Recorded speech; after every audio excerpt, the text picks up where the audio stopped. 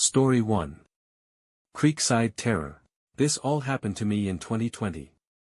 At that time, the world was shutting down because of COVID, and everyone was stuck in their homes.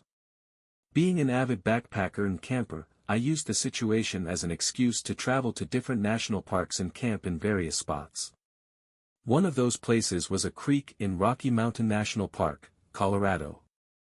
Without revealing too much about my identity or personal details, let's just say something went wrong with my job back in 2019, which damaged my reputation and made many people despise me. I had to change apartments, get a new phone number, and eventually quit my job. The mistake I made caused quite a few people to lose a lot of money, so a storm of criticism was expected. I just didn't know how far it would go. I was literally harassed by random numbers for a while. Some of the texts were even threatening. I couldn't tell if they were coming from the same person or from several different individuals, but I considered that it might have been one person texting me from various numbers. After some time, the messages stopped, and I was grateful that people seemed to lose interest or simply move on. At that point, I wasn't working and was taking time for myself, which was another reason I was traveling around to different national parks.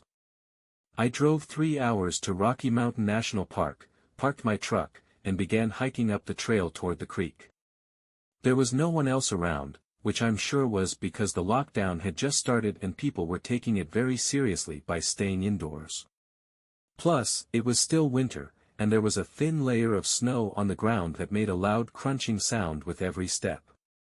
Eventually, I reached the creek, and although it wasn't frozen, it was still flowing and incredibly peaceful, just the detox I needed from the stresses of my life at that time. I found a spot a little off the trail to set up camp, and once my tent was pitched, I chopped some wood, started a fire, and cooked some sausages on the stove. Then, I settled in by the fire to read my book. After a few chapters, as dusk began to fall, I was thankful for my headlamp. I rolled a joint and started smoking it, and after a few hits, my phone began to buzz. Aside from my family, not many people text me, so when I pulled my phone out of my jacket pocket, I saw a slew of messages from an unknown number. My heart skipped a beat when I realized it was happening again. The texts were coming from a number with a 203 area code, which I looked up as Connecticut. The first message simply asked, "How's your camping going, buddy?" The second said, "It's beautiful out here." The third text stated, "I see why you came up here." My first instinct was to reply, "Who is this?" If they had only asked about my camping, I might have assumed it was a family member, but these messages felt as if the sender was right there with me. The weed was already in my system, and I was definitely high, which did nothing to ease my anxiety. I became extremely paranoid, standing up and doing a full 360-degree scan of my surroundings, peering into the darkening woods. I then reached into my bag for my P365 handgun just to feel a little safer. Normally, I'd put out the fire before calling it a night, but tonight the thought of total darkness terrified me. I crawled back into the tent and lay on my sleeping bag, staring at my phone and waiting for a response that never came. Minutes dragged by, and I just wanted the weed to wear off. Even though my headlamp was still on, I tried to pick up where I left off in my book, but between being high and my mind fixated on those texts, I realized I couldn't really focus on reading. So I decided to watch YouTube videos on my phone to pass the time. I wasn't comfortable going to sleep just yet, so I watched a murder documentary on YouTube, a pretty interesting choice given the setting. Then, when I least expected it, I received another text, a response to my question that said, before they even reply, "Doesn't matter." My heart started racing all over again, and I replied, "How did you know I'm camping?" But once again, I received no response. The anxiety from the situation weighed heavier and heavier on me. Was this a prank by a friend or family member, or was it one of those people harassing me again? The really uncomfortable part was that if it was the latter, how did they know I was camping? I managed to kill an hour watching videos on my phone while noticing that the glow from the fire outside was gradually fading as it nearly died down. In winter, Without the sound of insects, the woods are dead silent except for the wind on a blustery night. Every time a video stopped, the silence became deafening. Usually, I'd embrace the peace, but tonight my calm was completely shattered by those texts. Then something broke the silence, the unmistakable sound of footsteps in the snow. They approached my tent until they were only about 6 feet away from its outside, and then the footsteps stopped. I gripped my gun tightly in my hand, ready to remove the safety. Suddenly, there was a flash from outside. It looked like someone briefly shined a flashlight at the tent or maybe took a picture. I got my answer soon enough when I heard the person walking away. After their footsteps slowly faded into silence, as if confirming what I feared, my phone dinged and vibrated. That unknown number sent me a photo, an image of my tent. Following that, I received a text saying, "Have a good night's sleep." I can't explain it, but suddenly I snapped out of my high, and a burst of adrenaline and confidence overtook me. I unzipped the tent and fired 2 rounds into the air. The sound of footsteps running away in the snow in the not-so-distant background told me it worked and scared the person off. Yet, it also disturbed me even more, realizing it meant someone was still lurking somewhere in the distance, watching. I screamed a threat into the air and then climbed back inside my tent. I believe my actions worked because there were no more texts and no further sounds of footsteps. I ended up staying awake for hours afterward. The whole ordeal had completely jolted me awake, and I felt like I had downed 3 cups of coffee. Eventually, I did fall asleep, and waking up to the morning sunlight was a huge relief. Whoever was following me clearly wasn't ready for me to pull a gun. I definitely don't seem like the type of person who would own one. I know that was the first time I ever shot that gun since buying it, and in fact, it remains the only time to this day. It seems that whoever had been texting, harassing, and apparently stalking me decided to back off once they found out I had a gun. Almost 5 years later, I still haven't been bothered. It was a nightmarish experience, and I can't imagine how differently things might have turned out if I hadn't been armed. Story 2. Haunted Reservoir. During my childhood, my family had a yearly tradition of traveling to northern Michigan for an October weekend getaway. Our Uncle Bob once owned a 4-acre property up there, and the house was spacious enough to host many guests, with 5 bedrooms and 3 bathrooms. 2 of those bedrooms were arranged for my cousins and siblings. My brother and sister shared one room while our 4 cousins occupied another, and the remaining rooms were for our parents. Uncle Bob was always an avid hunter and fisherman, taking camping trips all over the country for the hunt. Even though my dad is an animal lover who wouldn't harm a fly, he had gone camping with him a few times. A large portion of Uncle Jim's property was covered in forest, and he would mark many trees with red paint to define the property line. Beyond that lay county-owned forest, with the nearest house likely miles away. At lunch one day, while our dads were talking about hunting, my brother Adam, my cousins Alex and Joe, and I came up with an idea. We wanted to go camping in the woods that night. Our dads agreed, probably because they were already a bit drunk and more inclined to say yes, while our moms weren't as enthusiastic, though they didn't outright refuse. So, my dad and Uncle Bob took the 4 of us into the woods along with a tent. My female cousins and sister weren't involved, it was just the boys. They led us into the woods, and when Joey, the youngest among us, began complaining about the distance, they burst into laughter, just the way our dads liked to tease us when they were together. Speaking of ages, I was the oldest at around 13, while Ethan and Alex were about 10, and Sam was roughly 9. We ventured past the property line until we reached a small clearing covered in soft, green, mossy material that Uncle Bob called deer beds, which he claimed were perfect for a campsite since he'd used them before. In a half-drunk state, my dad and Uncle Bob gave us a quick lesson on setting up a tent, insisting we help so they wouldn't do all the work themselves. It turned out to be a very large tent, spacious enough for 4 people, ideal for us kids. After setting it up during the day, since it was much easier than doing it at night, we placed our sleeping bags inside, then returned to the house to play games outside until dinner time. At dinner, our moms once again expressed their disapproval, insisting that we were too young to be out in the woods alone.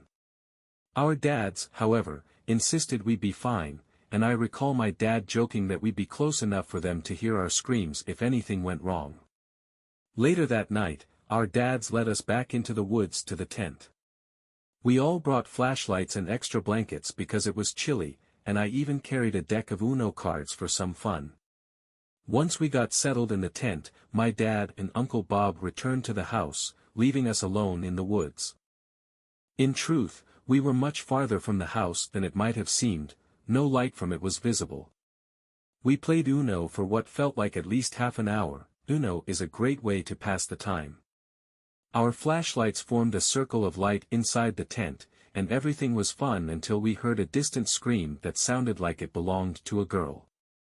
We fell silent and exchanged bewildered looks. Then I remembered that Fox's scream had a distinctly feminine quality, so I mentioned how terrified Sam looked, which, strangely enough, managed to calm everyone down. We resumed our game, and I ended up winning nearly every round, while the scream was soon forgotten, as if it were just our imagination. But then it happened again, this time, much louder and closer, and undeniably human.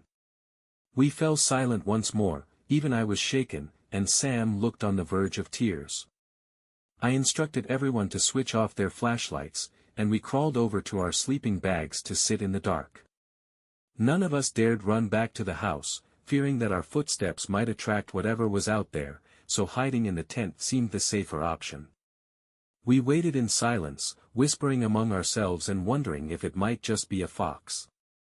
I honestly said, "I don't know," and soon we all sprang up, exchanging nervous looks as rapid footsteps crunching leaves approached the tent. Then the footsteps stopped, and an ear-piercing, gut-wrenching scream, unmistakably like that of a woman, rang out right outside, shaking the tent violently. We all started screaming. Alex and Bob cried out in terror while my brother and I shouted, "Get out of the tent." I unzipped the tent door, and one by one, we bolted into the woods with our flashlights in hand. That desperate dash back to the house was one of the most nerve-wracking, life-or-death moments of my life. We reached the property, screaming all the way, and our entire family was already gathered outside in response to the commotion. All four of us returned safely, and when we recounted the screams and the shaking tent, everyone was shocked and horrified. Then I realized that cousins Jamie and Olivia, along with my sister, were not outside. I accused my dad and uncle of sending one of the girls to scare us, but when they showed us that the girls were already in bed, it became clear that someone unknown had been lurking in the woods. Our dads then ventured into the woods with a couple of rifles and eventually returned empty-handed. The following day, we all helped pack up the tent and other gear, bringing them back to the house. Naturally, that turned out to be a one-time event. We never camped in those woods again. Heck, we even stopped playing outside after dark, because who would after such an experience?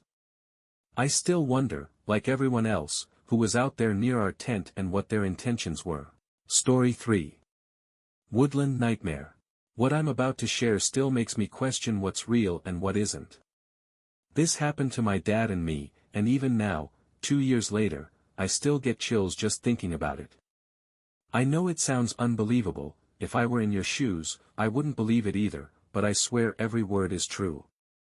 2 years ago, my dad and I set out for a camping trip to a remote spot in the deep country, a perfect escape from everyday life.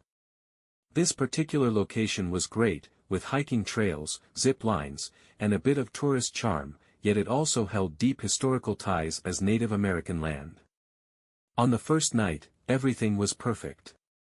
Families at nearby campsites lit their campfires, children laughed, and the peaceful atmosphere was exactly what you'd hope for when camping. We cooked hot dogs, roasted marshmallows, cracked open a few beers, and made small talk with those around us. It was a typical, calm first night. But on the second night, things began to change. The park staff informed us that we were the only ones in the park since no one else had booked a site. At first, we were excited to have an entire campground to ourselves. It seemed peaceful. We spent the day hiking, fishing, and taking it slow. At one point, we listened to a spooky podcast by the river, just to lean into the eerie vibe. We thought it was a funny idea. As the sun began to set, we felt good, a bit buzzed from the beers and tired in that satisfying way after a long day outdoors. Later, we decided to visit the park's information center to charge our phones and grab some snacks before it got too dark on the walk back to our campsite. That's when the woods began to feel different. The air was heavier and the sky had a strange, twilight-like tint, as if it didn't want to let go. My dad turned to me and said, "Doesn't this feel off, like we're in some kind of dream?" And he was right. The forest stretched out endlessly in every direction, and I felt my chest tighten with the sense that we weren't alone. We didn't say much after that, we just kept walking, both of us glancing over our shoulders as if expecting to see something lurking among the trees. Back at camp, we stayed close to the fire. We didn't talk much about the unsettling feeling, we silently agreed to pretend nothing was wrong. We roasted marshmallows, played some music, and even smoked a little weed to distract ourselves. Not exactly the typical father and son moment, but it helped. By the time the sun had fully set, we could see nothing beyond the glow of our fire. That's when the uneasy feeling turned into something much worse. As we sat by the campfire, roasting s'mores, around 9 p.m., we suddenly heard a loud bang, as if a tree had fallen. It came out of nowhere, loud and close, echoing through the woods from the direction of the river, maybe about 100 yards away. We grabbed our flashlights and shone them toward the noise, but there was nothing, no movement, no glowing eyes, nothing that resembled Bigfoot. We nervously chuckled at our own joke, though neither of us truly believed it. A few minutes later, the sound came again, louder this time, a bit farther off yet with the same heavy impact. We shone our lights again, but the forest swallowed the beam, showing us only the trees around our tent. Then came a third bang, even closer, and that's when fear really set in. Whatever it was, it seemed to be moving toward us, almost circling the campsite. Before we could collect our thoughts, a fourth bang echoed, now only about 20 yards away, perhaps even closer. At that moment, all the effects of the weed vanished, replaced by raw fear and adrenaline. My dad turned to me, his eyes wide with terror, I could see the fear on his face. Without a word, we agreed to get inside the tent. We scrambled quickly, tossing the last pieces of firewood onto the fire in hopes that the flames might scare off whatever was out there, and then we dashed into the tent, leaving everything behind. I ran inside and dropped to the ground, lying as flat as I could, while my dad followed a bit more slowly. Just as he was about to join me, the loudest bang yet shook the ground so hard it felt like the earth trembled. My dad froze, staring out into the darkness. I called his name to get his attention. In shock, he quickly jumped into the tent, muttering, "It's standing there." I asked, "What's standing there?" He replied, his voice trembling, "I don't know," as if a wall of darkness had descended. He sat by the zipper while I huddled under my sleeping bag, trying to stay as quiet as possible. Clutching our only weapon, a small, almost useless knife, he remained alert. Then, a strange vibrating noise began, starting as a low hum. But it wasn't just sound, it filled the air and pressed against our chests, tightening them in a way I'd never felt before. My dad whispered, "Do you hear that?" I could only nod, too scared to speak. For about 5 minutes, we sat in silence with the feeling that we were being hunted. Then came another sound, neither animal nor human, but a guttural, alien-like noise. It honestly reminded me of the Demogorgon from Stranger Things, something I had never heard before. We stayed frozen in the tent, too scared to breathe or move. Although there was a small mesh window near where I was lying, I refused to look outside, terrified of being seen. Then, amid all the chaos, something even stranger happened, we blacked out. Neither of us remembers falling asleep. When we woke up, we found ourselves lying in the middle of the tent. I woke up on my back, panicked as if something were standing over me. My first thought was to grab my phone to check the time, but it was dead. I asked my dad to check his phone too, it too was dead, even though both had been fully charged the night before in case of an emergency. We stepped outside to relieve ourselves, standing about 5 feet from the tent and doing so back to back, still terrified. Outside, it was still pitch black, the air was cold and completely still. The food we'd left on the table remained untouched, and the fire we had stoked before retreating had burned down to ash, as if it had never really been lit. The whole place felt wrong, like we shouldn't have been there. We spent the rest of the night in the tent, barely speaking as we tried to get some sleep. When morning came, we packed up in silence, not saying a word until we were in the car. Once we finally talked about it, we both agreed that that night felt as if something was watching us, waiting for us to slip up, almost like we were being hunted. When we told my mom after we returned, she thought we were crazy, suggesting maybe we'd been drugged or had an unusual guest. But it wasn't that, the events of that night were real. We both experienced the same thing, and even today, we still don't know what it was. We never fully saw it, though my dad came closest to catching a glimpse. Whatever he saw wasn't human and certainly wasn't natural. We never heard of anyone else having a similar experience, and we haven't returned to that camping spot since, or even gone camping since. I don't think we ever will.